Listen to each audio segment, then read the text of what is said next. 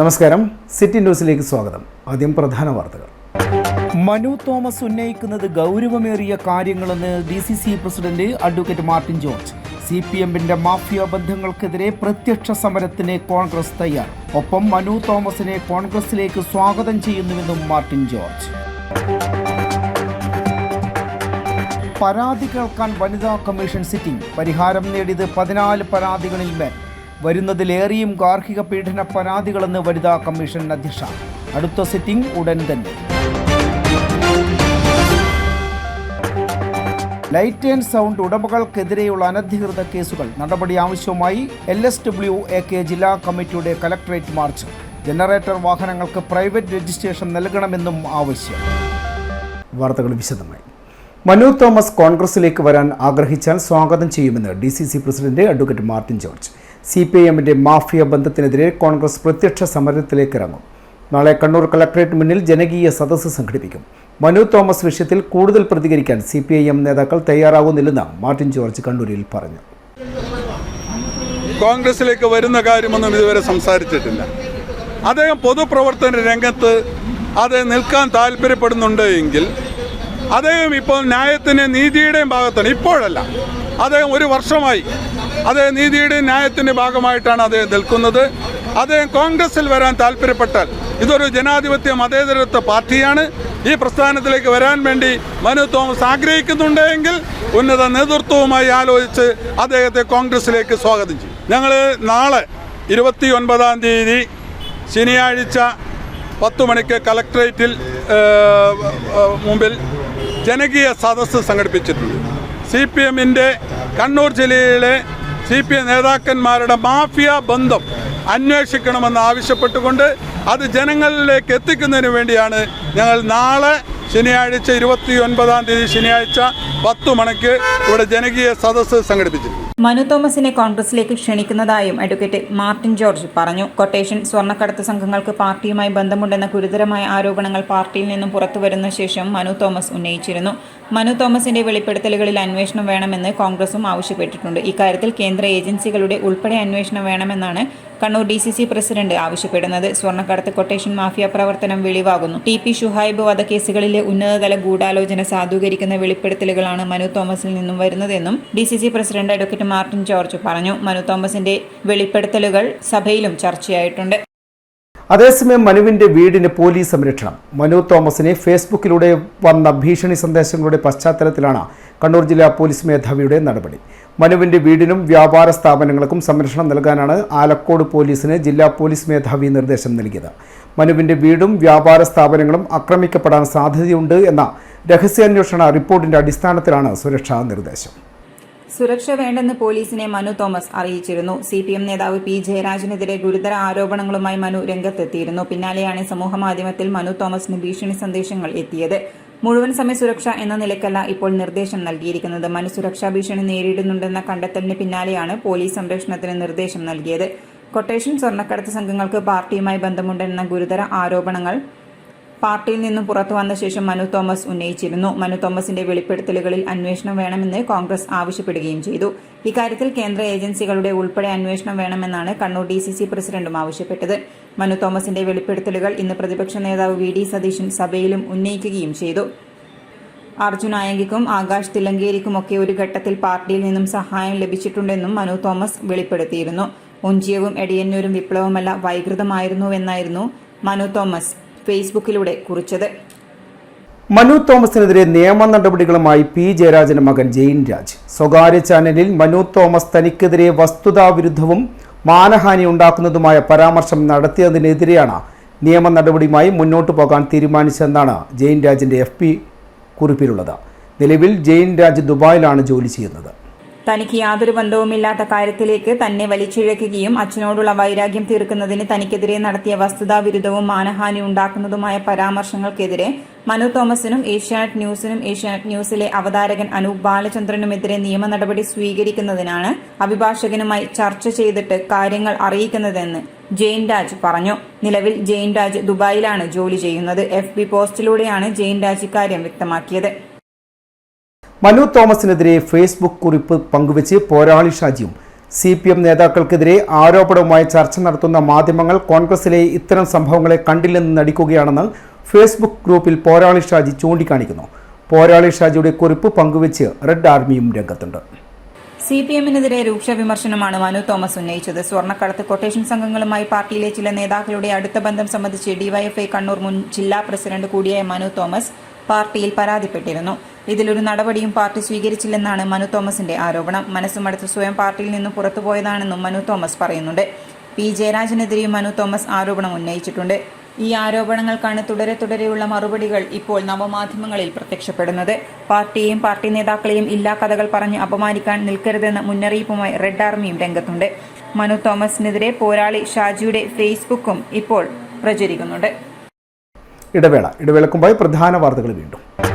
Manu Thomas ഉന്നയിക്കുന്നത് ഗൗരവമേറിയ കാര്യങ്ങളെന്ന് DCC president advocate Martin George. CPMന്റെ മാഫിയ ബന്ധങ്ങൾക്കെതിരെ പ്രത്യക്ഷ സമരത്തിന് കോൺഗ്രസ് തയ്യാർ.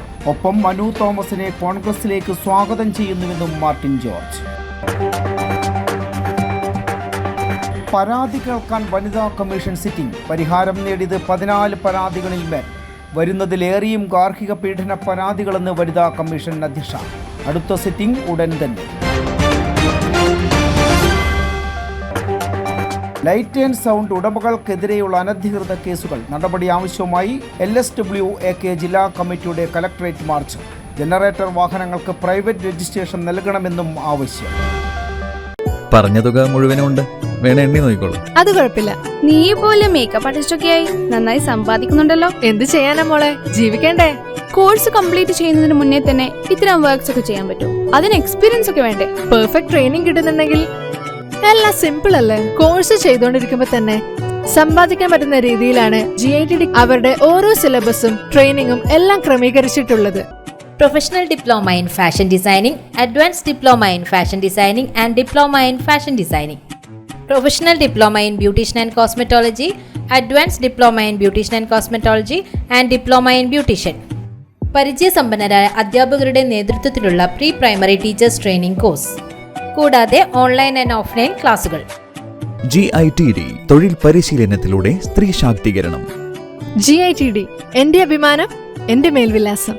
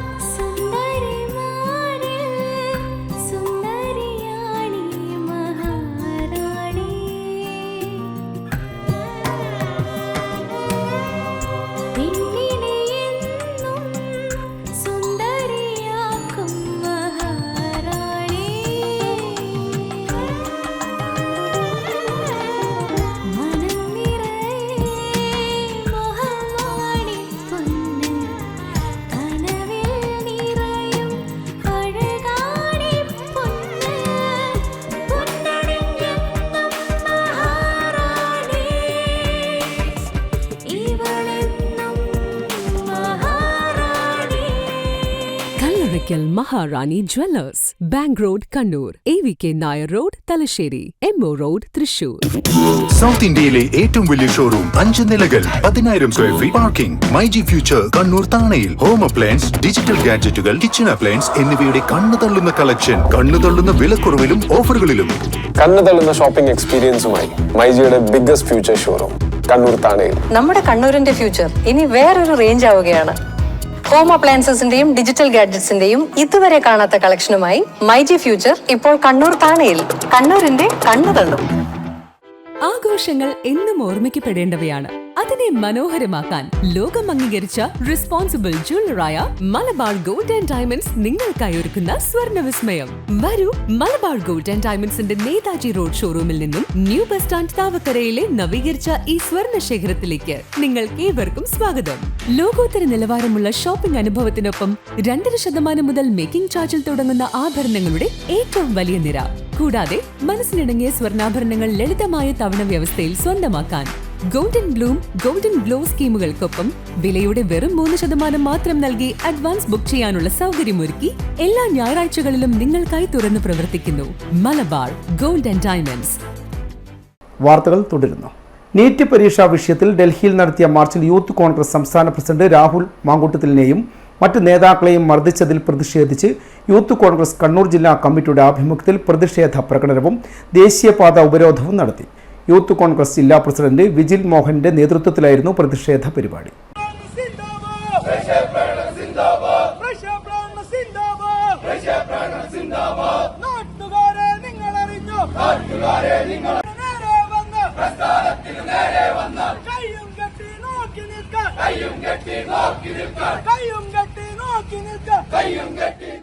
യൂത്ത് കോൺഗ്രസ് ജില്ലാ പ്രസിഡന്റ് വിജിൽ മോഹനൻ, സംസ്ഥാന ജനറൽ സെക്രട്ടറി വി രാഹുൽ, ജില്ലാ ഭാരവാഹികളായ മിഥുൻ മാറോളി, സുബീഷ് തയ്യിൽ, പ്രനിൽ മധുക്കോത്ത്, നിതിൻ കോമത്ത്, നിയോജക മണ്ഡലം പ്രസിഡന്റുമാരായ വരുൺ എം കെ, അമൽ കുറ്റ്യാട്ടൂർ, പി രാഹുൽ, ജിതിൻ കൊളപ്പ, KSU ജില്ലാ വൈസ് പ്രസിഡന്റ് രാകേഷ് ബാലൻ തുടങ്ങിയവർ മാർച്ചിന് നേതൃത്വം നൽകി. വനിതാ കമ്മീഷന്റെ നേതൃത്വത്തിൽ സിറ്റിംഗ് കണ്ണൂരിൽ നടന്നു. കമ്മീഷൻ അധ്യക്ഷ P സതീദേവിയുടെ നേതൃത്വത്തിലാണ് സിറ്റിംഗ് നടന്നത്. കലക്ട്രേറ്റ് ഓഡിറ്റോറിയത്തിൽ നടന്ന സിറ്റിംഗിൽ 62 പരാതികളാണ് പരിഗണനയ്ക്ക് വന്നത്. ഇതിൽ 14 പരാതികൾ പരിഹരിച്ചു. 4 പരാതികളിൽ പോലീസ് റിപ്പോർട്ട് ആവശ്യപ്പെട്ടു. 2 പരാതികളിൽ ജാഗ്രതാ സമിതികളോട് റിപ്പോർട്ട് ആവശ്യപ്പെട്ടു. അടുത്ത സിറ്റിംഗിൽ 42 പരാതികൾ പരിഗണിക്കും. ഗാർഹിക പീഡനങ്ങളുമായി ബന്ധപ്പെട്ട പരാതികളാണ് കമ്മീഷന് മുന്നിൽ കൂടുതലായി വരുന്നതെന്ന് കമ്മീഷൻ അധ്യക്ഷ അഡ്വക്കേറ്റ് P സതീദേവി പറഞ്ഞു. അതിർത്തി തർക്കം, തൊഴിലിടങ്ങളിലെ പീഡനം എന്നിങ്ങനെയുള്ള പരാതികളും കമ്മീഷന് മുന്നിൽ വരുന്നതായി അഡ്വക്കേറ്റ് P സതീദേവി കൂട്ടിച്ചേർത്തു. ഇന്ന് വനിതാ കമ്മീഷന്റെ കണ്ണൂർ ജില്ലയിൽ നടന്നിട്ടുള്ള സിറ്റിംഗിൽ 62 പരാതികളാണ് ഹിയറിങ്ങിന് വേണ്ടി വെച്ചിട്ടുണ്ടായിരുന്നത്. അതിൽ 14 പരാതികൾ പരിഹരിച്ചു. 4 പരാതികളിൽ പോലീസിൻ്റെ റിപ്പോർട്ട് ആവശ്യപ്പെട്ടിട്ടുണ്ട്. 2 പരാതികൾ ജാഗ്രതാ സമിതികളോട് അന്വേഷിച്ച് റിപ്പോർട്ട് നൽകുന്നതിന് വേണ്ടി ആവശ്യപ്പെട്ടിട്ടുണ്ട്. അടുത്ത സിറ്റിങ്ങിലേക്ക് 42 പരാതികളാണുള്ളത്. കമ്മീഷൻ്റെ സിറ്റിങ്ങിനുള്ള അറിയിപ്പ് കിട്ടിയാലും എതിർകക്ഷികൾ പങ്കെടുക്കുന്നില്ല എന്നുള്ളത് കമ്മീഷൻ്റെ സുഗമമായിട്ടുള്ള പ്രവർത്തനത്തിന് തടസ്സമാവുന്നുണ്ട്. ഗാർഹിക ചുറ്റുപാടുകളിലുള്ള പീഡനങ്ങളുമായി ബന്ധപ്പെട്ടുകൊണ്ടുള്ള പരാതികളാണ് കമ്മീഷൻ്റെ മുമ്പാകെ കൂടുതലായിട്ട് വരുന്നത്. വളരെ മൃഗീയമായിട്ടുള്ള രൂപത്തിൽ ഇപ്പോഴും ഭാര്യയെ തല്ലുകയും മൃഗീയമായിട്ടുള്ള പീഡനങ്ങൾക്കിരയാക്കുകയും ചെയ്യുന്ന സംഭവങ്ങൾ ജില്ലയുടെ ചില ഭാഗങ്ങളിൽ നിന്ന് റിപ്പോർട്ട് ചെയ്യപ്പെട്ടിട്ടുണ്ട്. അത്തരത്തിലുള്ള പരാതികൾ ഗൗരവമേറിയ വിധത്തിൽ അന്വേഷിച്ചുകൊണ്ട് ആവശ്യമായിട്ടുള്ള നടപടികൾ സ്വീകരിക്കാനും കേസ് രജിസ്റ്റർ ചെയ്യാനും വനിതാ കമ്മീഷൻ നിർദ്ദേശിച്ചിട്ടുണ്ട്. കമ്മീഷൻ അംഗം കുഞ്ഞായിഷ, അഭിഭാഷകരായ പ്രമീള, ചിത്തിര ശശിധരൻ, കൗൺസിലർ മാനസ ബാബു എന്നിവരും സിറ്റിംഗിൽ പങ്കെടുത്തു. ദളിത് കോൺഗ്രസ് കണ്ണൂർ ജില്ലാ കമ്മിറ്റിയുടെ നേതൃത്വത്തിൽ കലക്ടറേറ്റ് ധർണ നടത്തി. DCC president advocate Martin George ഉദ്ഘാടനം ചെയ്തു.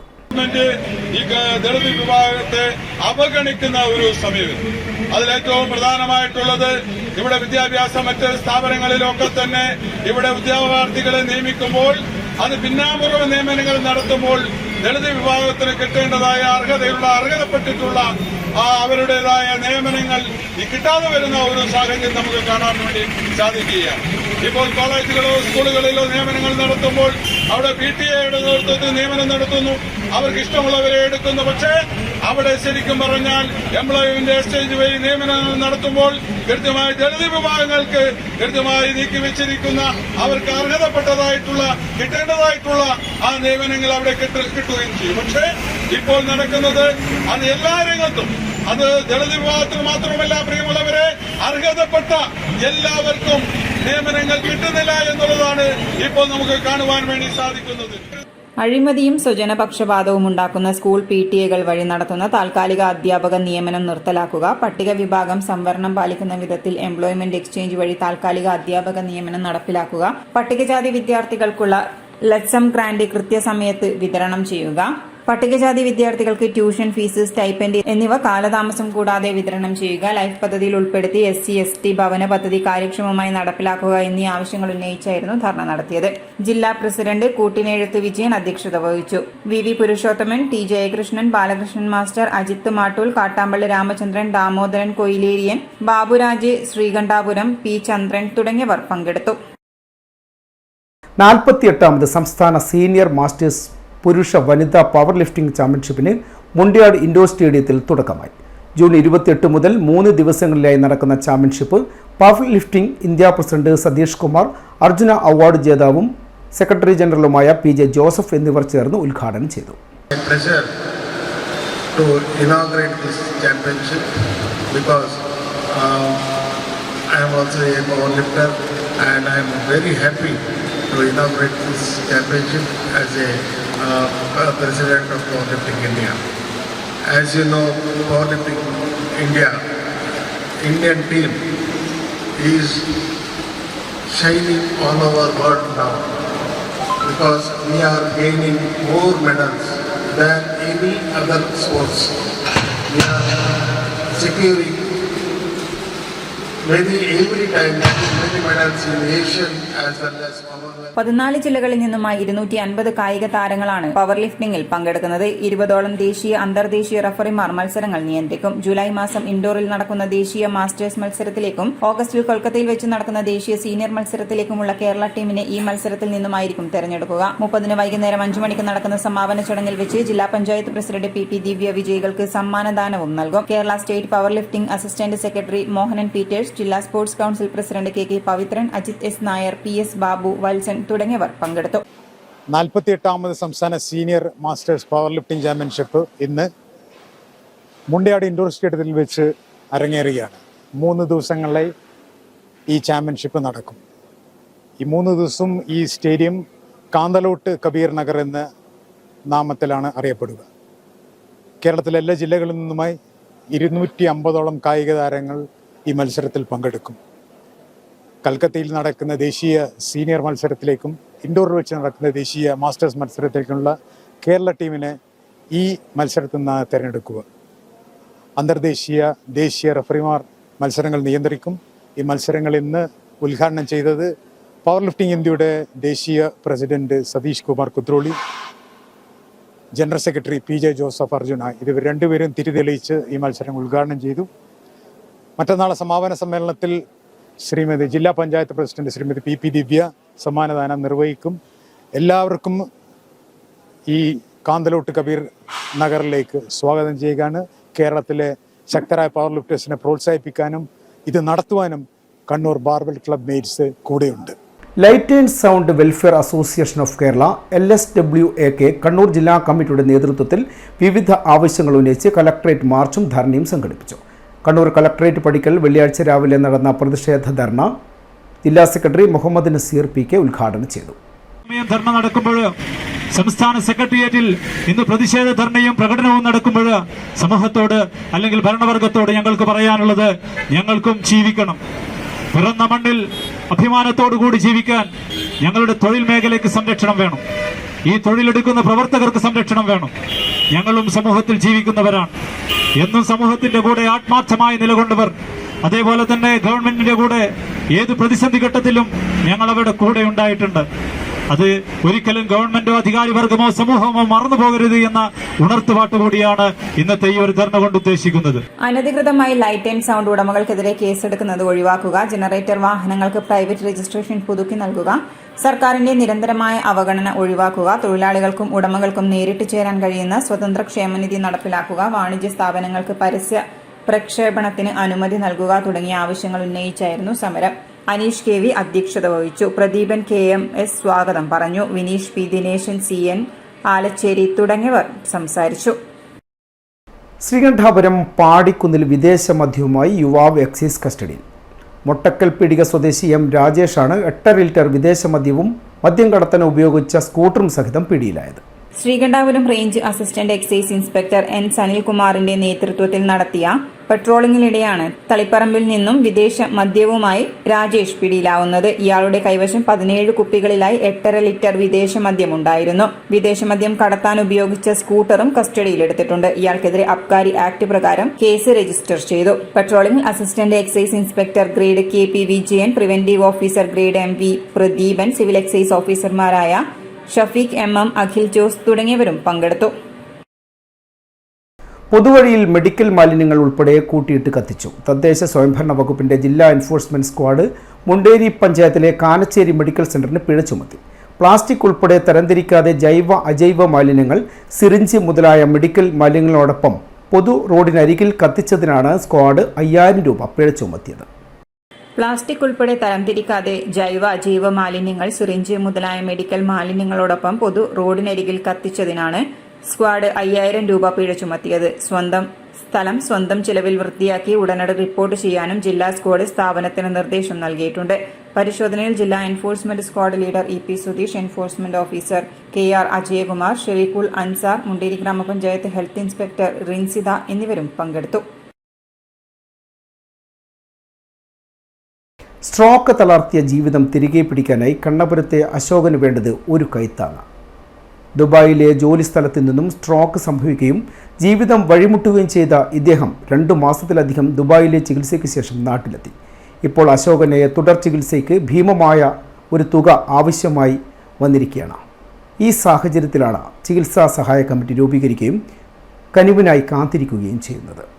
കണ്ണപുരം ഗ്രാമപഞ്ചായത്തിലെ 11-ാം വാർഡിൽ ചൈനാക്ലേ റെയിൽവേ ഗേറ്റിന് സമീപമാണ് അശോകൻ താമസിക്കുന്നത്. ജോലി സംബന്ധമായി പ്രവാസ ലോകത്തേക്ക് ചേക്കേറിയ അശോകൻ തിരിച്ചുവന്നത് മേജർ സ്ട്രോക്ക് തളർത്തിയ ശരീരവുമായിട്ടാണ്. 2 മാസത്തിലധികം ദുബായിലെ റാഷിദ ഹോസ്പിറ്റലിൽ ചികിത്സ നടത്തിയിരുന്നു. തുടർ ചികിത്സയ്ക്കായി 2024 ജൂൺ 14-നാണ് എറണാകുളം അമൃത ഹോസ്പിറ്റലിൽ വന്നത്. ചികിത്സയ്ക്കായി വിദേശത്തു തന്നെ നല്ലൊരു തുക ഇതിനോടകം ചെലവഴിക്കുകയും ചെയ്തു. വിദ്യാർത്ഥികളായ 2 മക്കളും ഭാര്യയും അടങ്ങുന്നതാണ് അശോകന്റെ കുടുംബം. ചികിത്സയ്ക്ക് യാതൊരു മാർഗവും ഇപ്പോൾ ഇദ്ദേഹത്തിനില്ല. ഈ അവസരത്തിലാണ് കേരള ബാങ്കിന്റെ ചെറുകുന്ന് ശാഖയിൽ ഒരു അക്കൌണ്ട് ആരംഭിക്കുകയും ചികിത്സയ്ക്കാവശ്യമായ തുക സമാഹരിക്കാനും തീരുമാനിച്ചത്. ഇനി അശോകന് ആവശ്യം ഉദാരമതികളുടെ കനിവാണ്. City news, Kannur. സ്വർണം വെള്ളി നിരക്കുകൾ നിങ്ങൾക്കായി അവതരിപ്പിക്കുന്നത് Maharani jewellers, bank road Kannur, AVK Nair road Thalassery, MO road Thrissur. ഗ്രാമിന് 40 രൂപ വർദ്ധിച്ച് 1 ഗ്രാം സ്വർണം 6615 രൂപയും 1 പവന് 52,920 രൂപയുമായി. വെള്ളി 95 രൂപ. കാലാവസ്ഥ.